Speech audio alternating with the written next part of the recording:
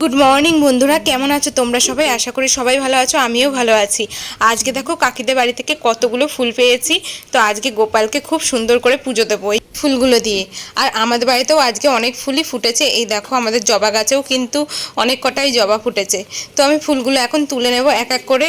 এখন না আমার ফুল তুলতে খুবই ভালো লাগে, কিন্তু বিয়ের আগে একদমই ফুল তুলতে ভালো লাগতো না। দুই একটা তুলতাম কোনো রকম ঠাকুরের জন্য। তো এই দেখো আমাদের এখানে টগর ফুল গাছে কিন্তু টগর ফুলও ফুটেছে, সেটাও আমি তুলে নিলাম। আর সাদা ফুল তো আছেই। এরকম অনেক ফুল দিয়ে ঠাকুর পুজো দিতে কিন্তু আমার খুবই ভালো লাগে। ঠাকুরের সিংহাসনটা পুরো ভরা থাকবে। তো দেখো আজকে অনেক ফুল পেয়েছি, আর এত ফুল পেলে আমার মনটাও ভীষণ ভালো লাগে। তো চলো গোপাল সোনাকে তাড়াতাড়ি করে পুজো দিয়ে দিই, তারপরে তো আবার রান্না বান্না করতে হবে। তো দেখো আমার গোপাল সোনাকে আজকে কত সুন্দর সাজিয়েছি, ফুল দিয়ে জামার মতো পরিয়ে দিয়েছি। আর বাকি ঠাকুরগুলোকেও দেখো সাজিয়েছি সুন্দর করে। তারপরে এখন আমি প্রসাদগুলো তুলে নিলাম। এই প্রসাদটা খাবো, খেয়ে দিয়ে তারপরে রান্নাঘরে যাব। আর তার আগে এই যে এই বাদামগুলো ভিজিয়ে রেখেছিলাম কালকে রাতে, সেই বাদামগুলোও আমি খেয়ে নিলাম। তারপরে দেখো আজকে রান্না হবে ঝিঙে আলু দিয়ে একটা চচ্চড়ি, মানে মাখা মাখা করে, সেগুলোকে আমি জিরি করে কেটে নিয়েছি। আর হবে ভেন্ডি সর্ষে দিয়ে পোস্ত দিয়ে মাখা মাখা। তো চলো তাড়াতাড়ি করে রান্না করি। প্রথমে ভেন্ডি পোস্তটা করে নিই।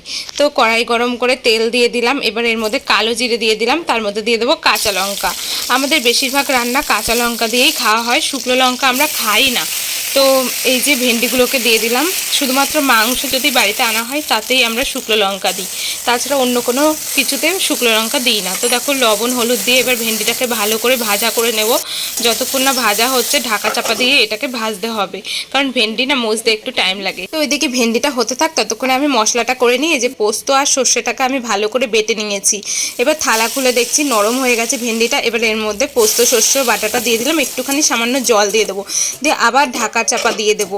দিয়ে এটা যখন মাখা মাখা হয়ে যাবে, এ দেখো রেডি হয়ে গেল। দেখতে যেমন সুন্দর হয়েছে, খেতে কিন্তু দারুণ হয়েছে। আর তোমরা চাইলে এর মধ্যে কিন্তু একটুখানি পেঁয়াজও দিতে পারো, তাহলে আরও ভালো লাগে। তো এই যে আজকে দেখো মেনুতে ছিল ভেন্ডি সর্ষে পোস্ত দিয়ে ওই মাখা মাখা করে ওই তরকারি, তার সাথে ছিল বাদাম বাটা আর ঝিঙে আলু দিয়ে মাখা মাখা একটা তরকারি ছিল, আর ছিল ডাল।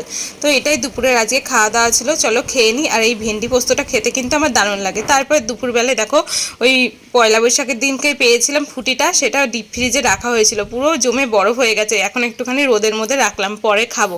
তারপরে এখন হয়ে গেছে সন্ধ্যা, আর আমি দেখো আজকে অনেক দিন পর পরে নিলাম একটুখানি শাড়ি, কারণ জেঠিদের বাড়িতে কীর্তন আছে, কীর্তনে যাব, তাই একটুখানি হালকা সেজেও নিলাম। আর কীর্তনে তো যাবোই, তার আগে যাব আমার বাপের বাড়ি, মানে বাপের বাড়ির ওখানেই জেঠিদের বাড়ি। তো এই যে বাপের বাড়ি চলে এসেছি। এসে দেখো মার আম গাছটা এবার তোমাদের ভালো করে দেখায়। মার লাগানো আম গাছটাতে প্রচুর আম ধরেছে এই বছর। এই উঠোনেই এই গাছটা মা লাগিয়েছিল। আর দেখো ওইটা আমার জেঠিদের বাড়িতে, ওই বাড়িতেই আজকে কীর্তন হচ্ছে। আর একটা জিনিস তোমাদের সাথে শেয়ার করি চলো। এই যে এই গাছটা, এটাকে কি বলে বলো তো? কারি পাতা গাছ। তোমরা হয়তো অনেকেই চেনো, চানাচুরের মধ্যে এই পাতাগুলো ভেজে দেওয়া হয়। তো এই গাছটা অনেক ছোটবেলায় বাবু এনেছিল যখন, তখন আমরা গাছ থেকে পাতা ছেড়ে ছেড়ে খেয়ে নিতাম। আলু ভাজা করলে আলু ভাজার মধ্যে দিয়ে খেতাম, বেশ ভালোই লাগতো। কিন্তু এখন একদম খাই না, এখন ডালগুলো মানে কেটে কেটে ফেলে দিই বাইরে। তারপরে দেখো আমরা গঙ্গার কাছে চলে এসেছি দুজনা মিলে। এখন আমরা পাঁপড় ভাজা নিয়ে নিয়েছি, গঙ্গার ধারে বসে বসে পাঁপড় ভাজা খাচ্ছি। অন্ধকার তো, তাই গঙ্গা এখন আর দেখা যাচ্ছে না।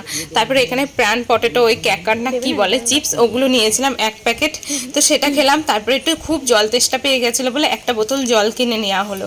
তো এখন আমরা চলে যাবো জেঠিদের বাড়িতে। জেঠিদের বাড়িতে এসেছিলাম কিন্তু কোনো ভিডিওই করা হয়নি। জেঠিদের বাড়িতে এসে খাওয়া দাওয়া করে নিয়েছি আমরা। এখন আমার মার সাথে একটুখানি দেখা করলাম, তারপরে আমরা এখন চলে যাবো বাড়িতে। আর সত্যি বলছি দেখো কত সুন্দর লাগছে আমার মার গাছের এই আমগুলো না, এবছর ছোট ছোট হয়েছে, বেশি বড় একটা হয়নি। তো চলো এখন এই ভিডিওটা এখানেই শেষ করছি, দেখা হচ্ছে নেক্সট ব্লগে। টাটা।